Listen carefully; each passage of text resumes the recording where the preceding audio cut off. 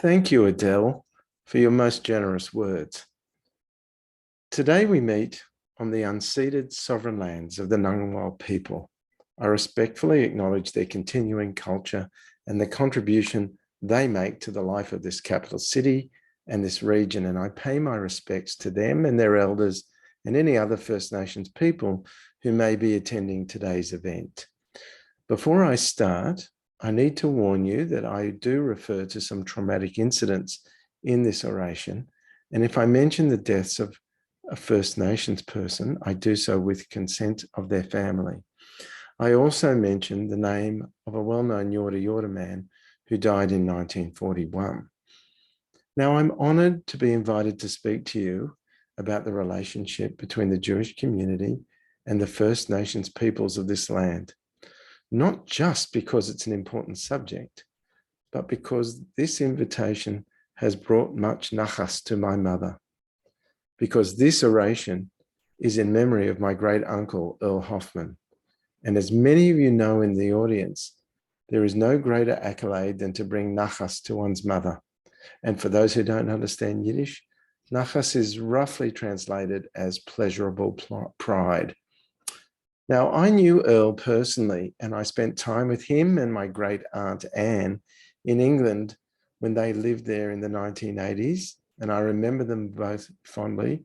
So I have a special connection with this oration today. As you've heard from Adele, my great uncle was an inspirational founder of the ACT Jewish community. He was the president of the local community for a record 7 terms and a board member for 25 years. He's a hard act for anyone to follow. I'm honoured to deliver this oration today. It's a topic which I'm sure speaks to Earle's values and beliefs as a leader of this community, and I acknowledge him and I stand in his shadows. Why do we acknowledge First Nations traditional owners and their country? The Welcome to Country is 45 years old, and by now we've all heard it dozens, if not hundreds of times. After so many decades, it is easy to take an acknowledgement or welcome to country for granted.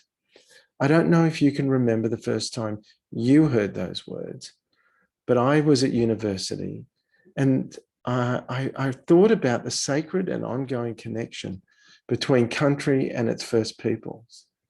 And that connection reminded me of how my people, the Jewish people, recall our own connection to our homeland from which we were exiled 2 millennia ago. We remember it through our religious practice.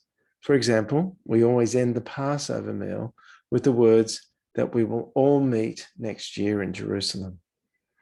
When we acknowledge country or are welcome to country, I'm reminded that we as a nation have come a long way from the days before 1967, when First Nations peoples were either invisible or, sadly, written off as a dying race.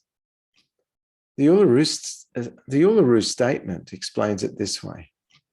In 1967, we were counted, and now we seek to be heard, and we invite you to walk with us in a movement of the Australian people for a better future. Acknowledging country is a very small step forward, and after nearly half a century of the practice, it also reminds me that progress is agonisingly slow. It requires much more heavy lifting, and that all Australians can and should do better.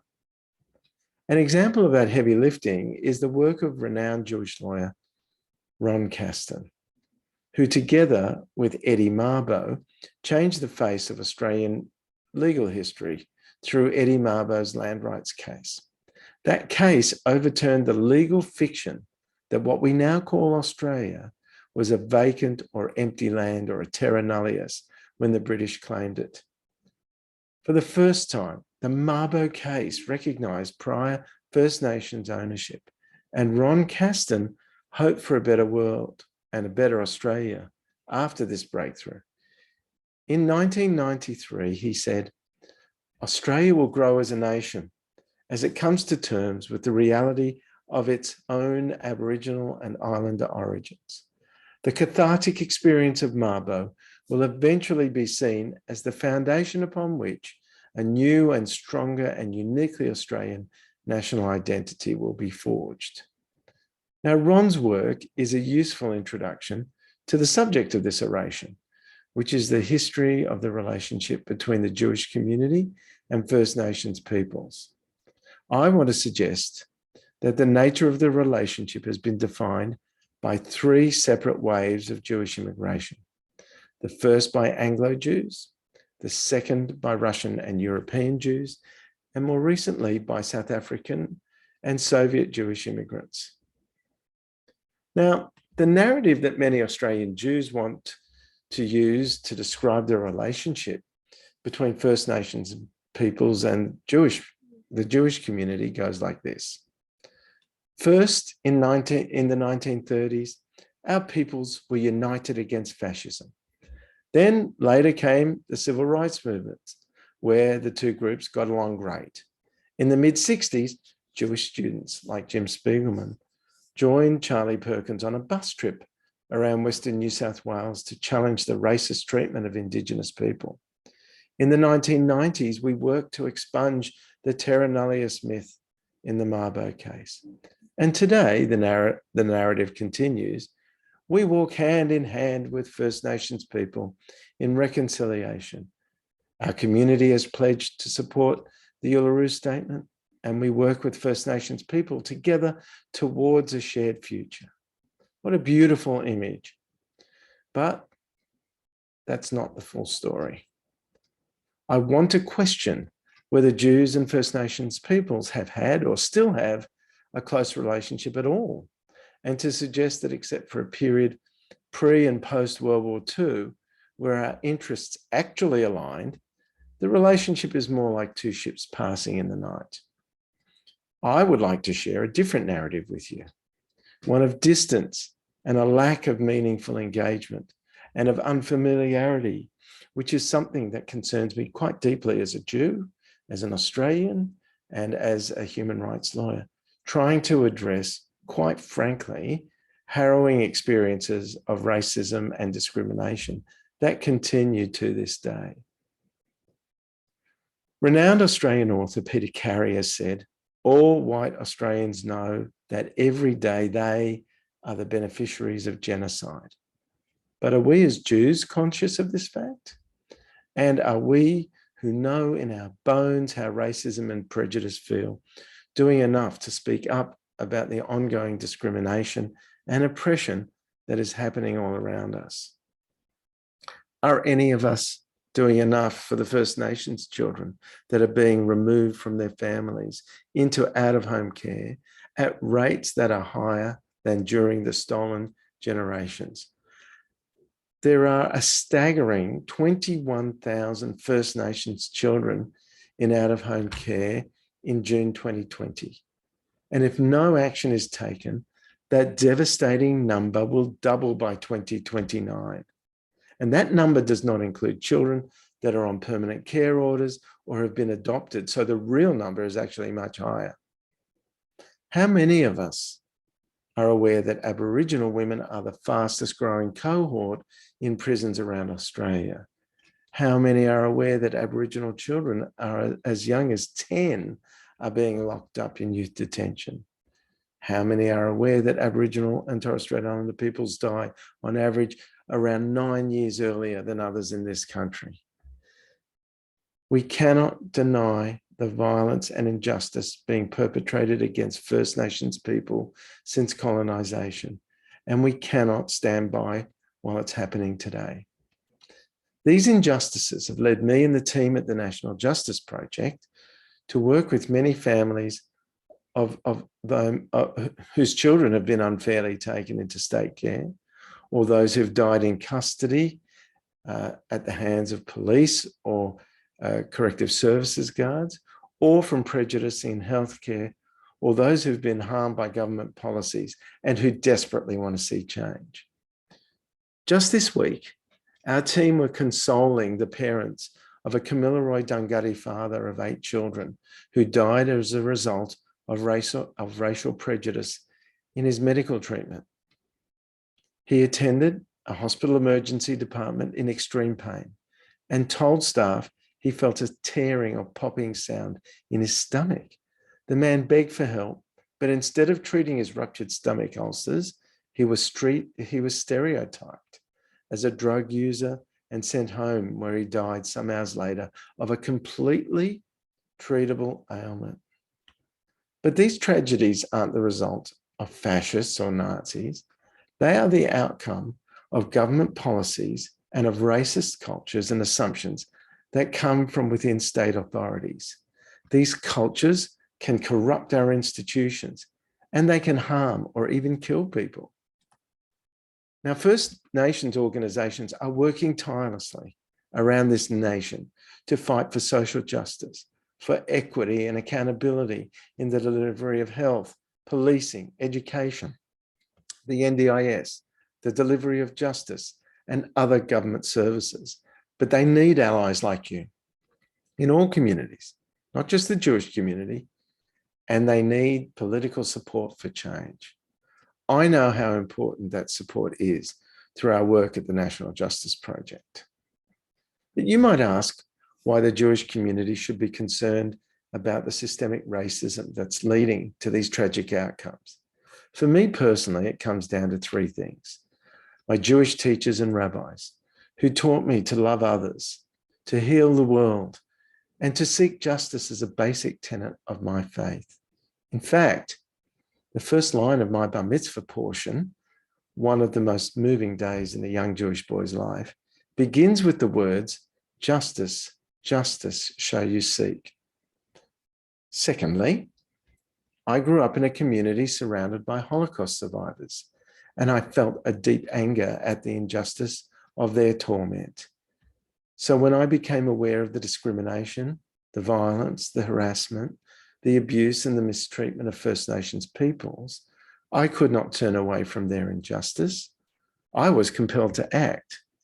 And I think Ron Caston says it better than me when he wrote, "My determination not to stand by and see the Jewish people downtrodden and persecuted was meaningless if I was standing by and seeing another oppressed people downtrodden and persecuted within my own country." And finally, at a deeper level, I recognized that I, like many other Australians, had benefited from the colonial system, from the theft of another people's land, from genocide, violence, and murder, and from the destruction of First Nations cultures and families. Those are the triggers that motivated me as an individual. But what about our communal responsibility? When William Cooper and the Australian Aborigines League marched on the German embassy in Melbourne in 1938 to protest about Kristallnacht, Cooper and his supporters saw the moral imperative to fight against racism at home and abroad. And isn't this the time to reciprocate the brave stance of the Australian Aborigines League? The Australian Jewish community has a persuasive power to help make societal change. Jewish institutions and media are extremely effective in attacking anti-Semitism whenever it raises its ugly head, and we should commend them for this. But unless there's a swastika involved, they too often seem strangely silent when First Nations peoples are the victims of systemic prejudice, racist attacks, and vilification. So following in Cooper's footsteps, the Black Lives Matter marches globally have focused attention on the prejudicial treatment of Indigenous peoples and other people of colour. And yet in Australia, Jewish communal organisations and the Jewish press have seemingly not engaged at all with this aspect of First Nations struggles. And I can't understand why they haven't. We live and work on First Nations land. We know that what prejudice and discrimination looks like. We know and understand and have experienced the pain of racial hatred and the generational trauma that goes with it. So when George Floyd's murderer was sentenced in Minneapolis last year, the Australian Jewish News did cover the case, but only from a US perspective. It didn't mention a Dunghutti man from Kempsey David Dungay Jr., who died in similar circumstances, crying out, "I can't breathe." And they didn't mention the colossal movement for change that grew up in Australia following Floyd's death. The Jewish media just doesn't seem to cover the demands of the local Black Lives Matter families who are calling for the eradication of systemic racism here in Australia and justice for their families. In January this year, just a month ago, neo-Nazis targeted Senator Lydia Thorpe, intimidating and threatening her online in masks and with Nazi salutes and uniforms. They even burned the Aboriginal flag in front of an extremely offensive poster referring to Senator Thorpe and her race. That same month, Black Lives Matter activist Paddy Gibson had his home attacked by neo-Nazis. And as far as I can tell from my searches, the Jewish community made no comment whatsoever on either event. Both these stories were covered extensively in the mainstream press, but did not appear in the Jewish media. And I don't understand how our community leaders missed those attacks, but the extensive mainstream media reports certainly spurred me on to contact both victims and offer my support. But was our relationship always like this? I mean, Jews have been fortunate to have been treated equally under the colonial laws of Australia since 1788, but First Nations people have not. And I want to trace the history of our two communities from its colonial beginnings. Now, the relationship between Jewish people and First Nations people of this land begins with the first wave of Anglo-Jews. There were Jewish convicts on the first fleet, and free settlers soon followed them. Like other immigrants to our nation, the Anglo-Jewish community worked conscientiously to be loyal British subjects, which is understandable given the Jewish experience of dispossession and persecution. And at that time, I suggest there was no communal alliance with the first people of this land. While Jews were not the instigators of racist policies, there were some exceptions. The prominent Jewish lawyer, jurist, and Governor General, Sir Isaac Isaacs, took an active role in designing the racist legal framework which is embodied in our Constitution to this day. Through my social justice work, I had cause to delve into the Constitutional Convention debates to learn why Australia has a racially prejudiced constitution, bereft of any human rights. And to my consternation, I found that Sir Isaac Isaacs was a passionate supporter of the White Australia policy, or what he called a white man's war. And shamefully, he even fought against giving Aboriginal people voting rights. His advocacy contributed to Australia being the only modern nation to have a race power, a racist power, included in our legal foundations. Foundations, as I mentioned earlier, that don't include a Bill of Rights to protect us. That is a foundational systemic wrong that needs to be righted. It is a wrong that continues to offend and impact on First Nations peoples. But we cannot blame Isaacs alone. He was not the only architect of our Constitution. And I'm not suggesting for one moment that Jews as a group were the cause of or the drivers of racist policies. But like Isaacs and most of the Anglo-Jewish community at Federation, many Jewish people today continue to unquestionably accept prevailing power structures and the privileges that go with them. And they fail to see or address the systemic harm that is still being done to First Nations peoples. Now, from the 1890s, the face of the Jewish community was to change radically. The first change came as Russian and other European Jewish refugees began arriving in Australia, fleeing anti-Semitism and violent pogroms. And then later, after the Holocaust, as thousands of survivors came here to start new lives. The new immigrants were influenced by their persecution and the rise of working class movements in Europe and Russia. Many Jewish migrants to Australia from the 1890s had a very different understanding of social structures, of class and injustice, very different from their Anglo-Jewish forebears. Over time, those changing values led to the development of a better understanding and empathy for the others who were invisible to a colonial society. But change didn't come from within the Jewish community alone. Some First Nations groups saw the common interest between themselves as the subject of state-sanctioned racism and violence, and the Jewish people who were being subjected to state-sanctioned anti-Semitism and violence in Europe. Now, I've already mentioned William Cooper's efforts in 1938, but the arrival of Russian and European Jews saw new relationships develop between members of the Jewish community and First Nations people and groups.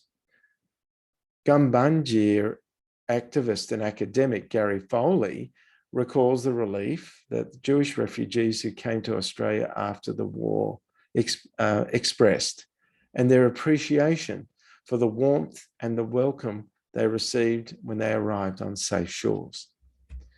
Gary said they were eternally grateful that they had arrived in a land so free of the virulent strain of anti-Semitism that they escaped from in Europe. Some of them, however, were soon to realise the parallels between what was happening to the Aboriginal people and what had happened to them.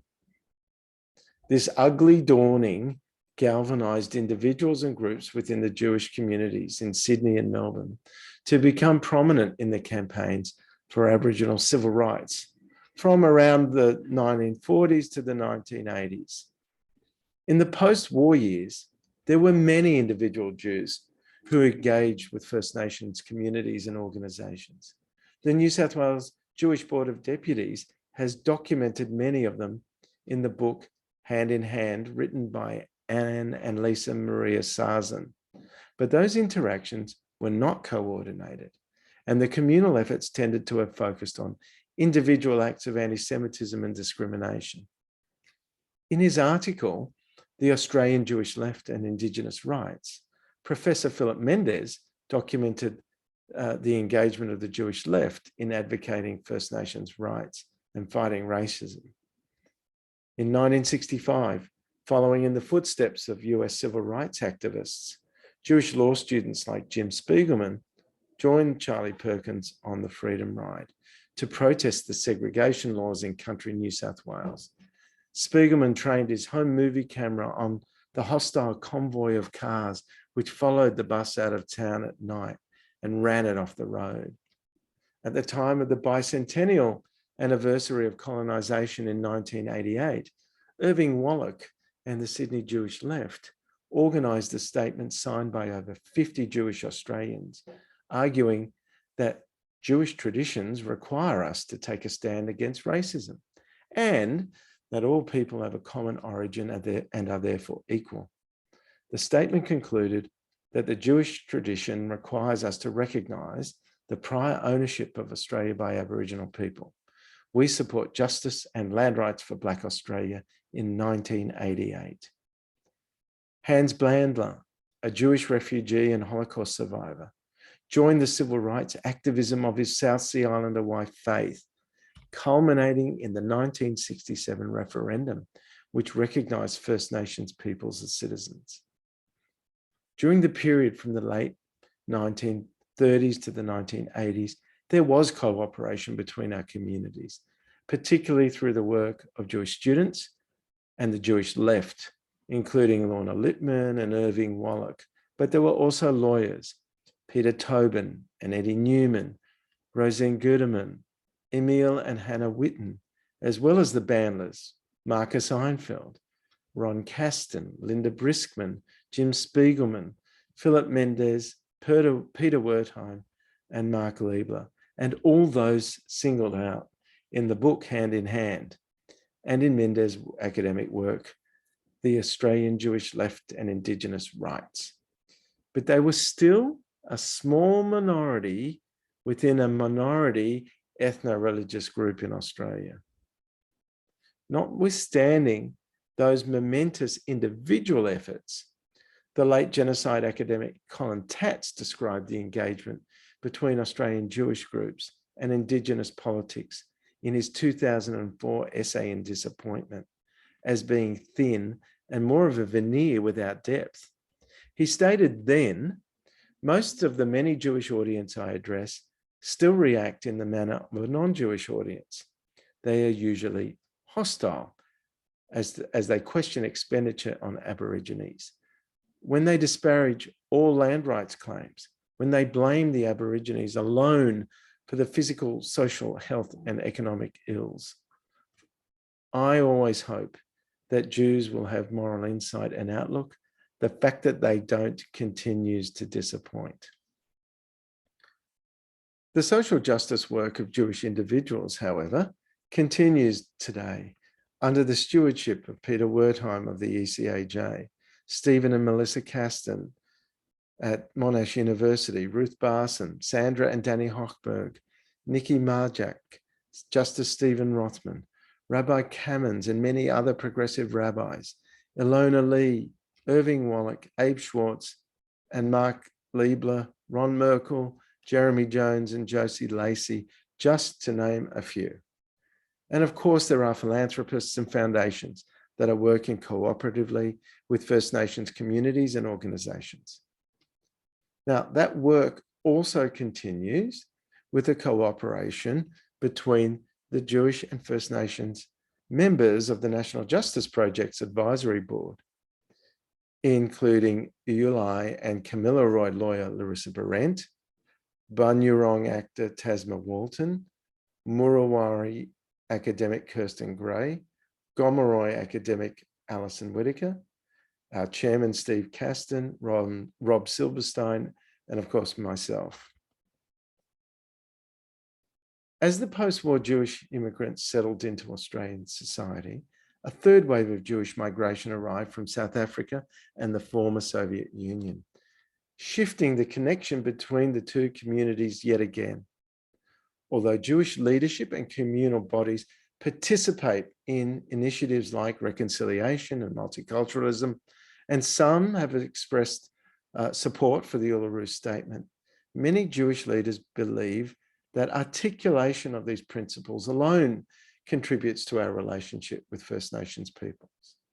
But where is the Jewish-led advocacy to expose and end the systemic racism, which is the cause of so much disadvantage? Now, I've referred to systemic racism throughout this oration, but most Australians don't see systemic racism or even know what it means. We all understand colour bans like no blacks or Jews permitted in this park or in this pub. Those are overtly racist prohibitions, but systemic racism is insidious. It's a mix of rules or practices that may not seem discriminatory on their face, but together they do result in discrimination. So let's have a look at how the health system discriminates against First Nations people. If a First Nations man and a non-Indigenous man enter an emergency ward with a heart or vascular problem, the First Nations patient is 40% less likely than a non-Indigenous patient to receive angioplasty, a stent, or angiography. Indigenous patients need kidney donations desperately, but they are 10 times less likely than non-Indigenous patients to be added to the waiting list for a kidney donation transplant. They can't even get on the waiting list. According to Kidney Health Australia, to improve access to transplantation by First Nations renal patients, there needs to be a better understanding of how to address the barriers to them accessing this process. And there also needs to be improved support service for patients. Another area of major concern is policing. Police are using bicycle helmet laws to criminalize First Nations kids. Young kids are being crash tackled by police in country towns and in suburbs with a large First Nation population and violently restrained simply for not wearing a bicycle helmet. These children can't afford to pay the fines, and they're being criminalized as a result. If safety was a real issue, we would just be giving out bicycle helmets to these kids instead of criminalizing them. Instead, today, because of these laws, for Aboriginal kids, riding a bike has become a gateway into the criminal justice system. Now, there's extensive research that explains why, even if a rule or law is not explicitly racist, like the Nuremberg laws, the over-application of a law against one particular group, the unconscious or conscious bias of police officers, and the culture that allows that prejudice to persist can be racist or discriminatory. There is no doubt that the Jewish community understands overt acts of racism against individuals or communities. That's because Jews are subjected to individual acts of anti-Semitism all the time, and it continues in this country. But those acts are exactly that, individual acts. They aren't state-sanctioned acts that produce or sustain racial inequality. Other immigrant groups that have fled persecution, like the Sudanese in Australia, have recognized that alliances with First Nations communities are vital in the fight against racism. And this is an understandable relationship because both communities have common experiences with the police, the justice system, with the education system, with healthcare and child protection services. Experiences that are unknown to almost all Australian Jews. Perhaps the fear of broader engagement on systemic racism by Australian Jewry has been driven by news reports and opinions in the Australian Jewish media that some members of the US Black Lives Matter movement are antagonistic to Jews or to Israel. It may be that concern is being used to deflect questions about our own communal and individual responsibility in the fight against discrimination and racism in Australia, when no such links are evident in the Black Lives Matter movement here. There may be other reasons for this lack of engagement. As Colin Tatz drew to our attention, First Nations people make up a small fraction of the Australian population. Jews don't have much interaction with First Nations peoples in business, education, in their suburbs and in their social circles. However, these reasons do not and should not relieve the Australian Jewish community of its duty to stand up and fight discrimination wherever it may appear. Indeed, we've all benefited from the colonisation of this land, while the First Nations people bear the burdens of its legacy. However, my point is not to hold contemporary Australians individually responsible for past atrocities, but simply to acknowledge that the racist attitudes that enable these mindsets still remain within the fabric of our nation. But unfortunately, these mindsets are hard to see. So today, I've examined a relationship that spans 230 years, and I believe that our two communities have come to a crossroads.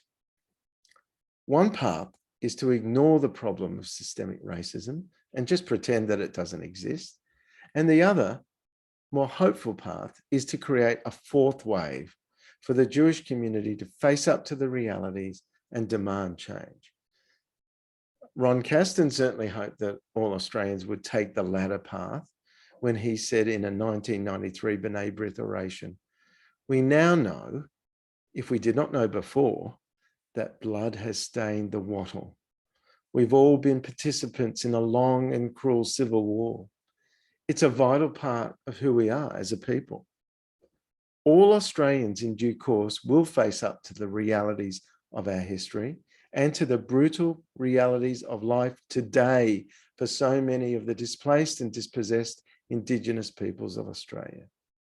Let's confront those realities and take up the challenge of Ron and Noongar woman Claire G. Coleman when she said last month, when she called upon all Australians to support changing the date of the 26th of January national holiday.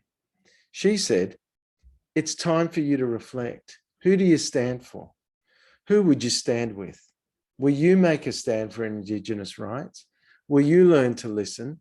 Will you stand up and be counted? If the Jewish community is going to have a meaningful relationship with First Nations peoples, then our Jewish leadership needs to step up from leadership development, community dinners, pledges, statements, and from the principles of reconciliation to actively confronting systemic racism in partnership with First Nations peoples. We all have to make the effort, and we all have to have the hard conversations with our leaders, our politicians and policymakers, and to engage with grassroots First Nations organizations that are confronting this plague daily. Engaging as an individual is an early, easy first step. Be curious and educate yourself. Seek out First Nations voices and perspectives in film and television, books, galleries, and the media. Read books written by First Nations people. You might consider those written by two of my hugely talented board members, Larissa Barent's After Story and Bila Yaradungalungare by Anita Heiss for a start. Explore what it means to be an ally or commit to a personal anti-racism journey, and understand that might need having a few uncomfortable conversations with yourself and with others. You can continue that journey in other ways with your family. It might begin with something as simple as watching The First Australians and the First Contact series on SBS, and then discussing them as a family. Read First Nations bedtime stories to your children and grandchildren. Amy McQuire has just written Daybreak, a children's book about a family returning to country on January 26th. Have a copy of the Uluru Statement on your fridge. You can find it at www.ulurustatement.org. It's easy to find. You can get it on your phone right now if you want. In our kids and grandkids, I see a future where we will come together and find our collective heart. What can be done in our workplaces? Initiate or review a reconciliation action plan, or RAP. A RAP is like a work health and safety plan. You put it in place to achieve a purpose. And the purpose in this case is to create a workplace free of racism and one that's safe and welcoming to First Nations people. In our workplace, we undertake cultural safety and trauma-informed training. We think about how you can amplify Indigenous voices in your work context. Our organisation, the National Justice Project, works on January 26th. We don't take that day as a public holiday. Instead, we celebrate Mabo Day as a holiday. You might choose another day, but we will not be ambassadors for a day that is grounded in genocide. Acknowledging this is a necessary step towards healing. Ask yourself what can be done in our schools, museums, and places of worship. Our synagogues have a role to play too. I'm often surprised that not all synagogues and Jewish organizations fly the Aboriginal flag in solidarity with First Nations peoples. As part of our services, we pray for the welfare of our colonial structures, for the Queen, the Governor General, the Prime Minister, the State of Israel, and others. It's time for us to acknowledge, as part of our services, the unceded sovereignty of First Nations people and pray for their elders. And I'm suggesting this in all synagogues and not just a few progressive ones. And if you're worried about extending the length of the service, then perhaps we could always cut out the prayer for the Queen. Our community can join protests against deaths in custody and against racism, or speak out in support of their aims. With First Nations children as young as 10 in youth detention, why haven't mainstream Jewish organizations signed up to the Raise the Age Coalition? Let's meet with Indigenous organizations like SNAIC, SNAIC, who are trying to reduce First Nations child removals from their families. What about meeting the Coalition of Peaks and the Partnership for Justice in Health? They're demanding health equity. We should be meeting with Aboriginal legal services in each state, and there are many other organizations who do incredible work in their local communities. Now, the thought of where to start can be overwhelming and confusing, and it might feel too much for each of us. But throughout history, individuals have taken a stand and changed the course of people's lives.